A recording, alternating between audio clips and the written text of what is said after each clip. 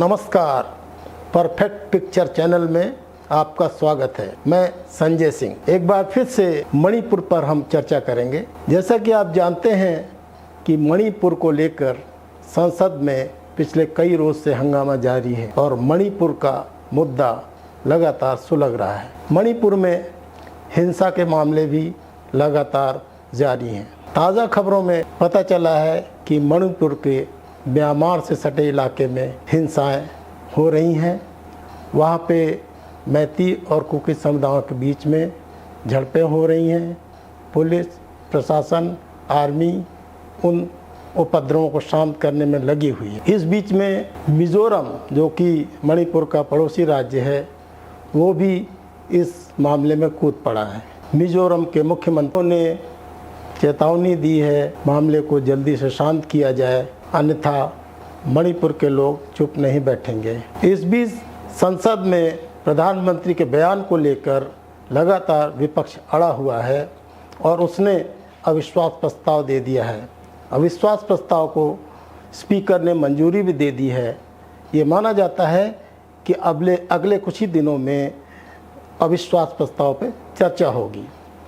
विपक्ष की रणनीति है, यानी कि कांग्रेस की विशेष रूप से रणनीति है कि मणिपुर पर प्रधानमंत्री को जवाब देने के लिए विवश किया जाए, और चूंकि उन्होंने अभी तक बयान नहीं दिया है, वो संसद में नहीं आए हैं, तो अविश्वास प्रस्ताव के जरिए उन्हें जवाब देने के लिए मजबूर किया जाएगा।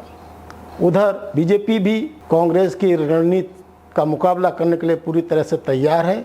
प्रधानमंत्री ने अपने आक्रामक तेवर प्रगति मैदान में कॉन्फ्रेंस हॉल के उद्घाटन के समय में दिखा दिए हैं। उनके तेवर तल्ख हैं। उन्होंने कल विपक्ष पर ये कहते हुए निशाना साधा कि आने वाले समय में वो भारत को विश्व की तीसरी अर्थव्यवस्था में तब्दील करने की गारंटी देते हैं। उन्होंने कुछ उदाहरण देकर बताया कि किस तरीके से बीजेपी की सरकार ने पिछले 9 सालों के अंदर देश में विकास के नए सोपान स्थापित किए हैं। सरदार पटेल की विश्व की सबसे ऊंची प्रतिमा का जिक्र किया। चेनाब नदी पर जम्मू कश्मीर में बनाए जा रहे वाले विश्व के दूसरे सबसे ऊंचे रेलवे पुल की बात करी। इसी के साथ उन्होंने प्रगति मैदान का विश्व का सबसे बड़ा माने जाने वाला कॉन्फ्रेंस हॉल, उसका भी जिक्र किया कि हम इसी तरीके के काम करके भारत को जल्द ही विकसित राष्ट्र बनाना चाहते हैं, और उन्होंने उम्मीद जताई कि भारत की जनता उनका साथ देगी। उन्होंने संकेत दिए कि 2024 में भी वो तीसरी बार देश के प्रधानमंत्री बनेंगे। मणिपुर के मामले को लेकर संघ परिवार के सूत्रों की तरफ से एक अखबार में एक बयान आया है, जिसमें संघ की ओर से ये स्पष्ट किया गया है कि मणिपुर की हिंसा में किसी भी तरीके का सांप्रदायिक कोण नहीं है, और हिंदू मुस्लिम की जो बात कर रहे हैं, हिंदू क्रिश्चियन की जो बात कर रहे हैं, ऐसी कोई बात नहीं है।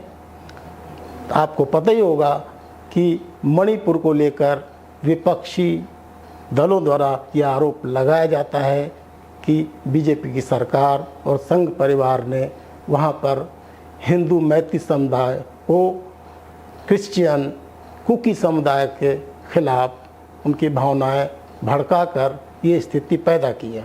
तो संघ ने कहा है कि ऐसा कुछ नहीं है।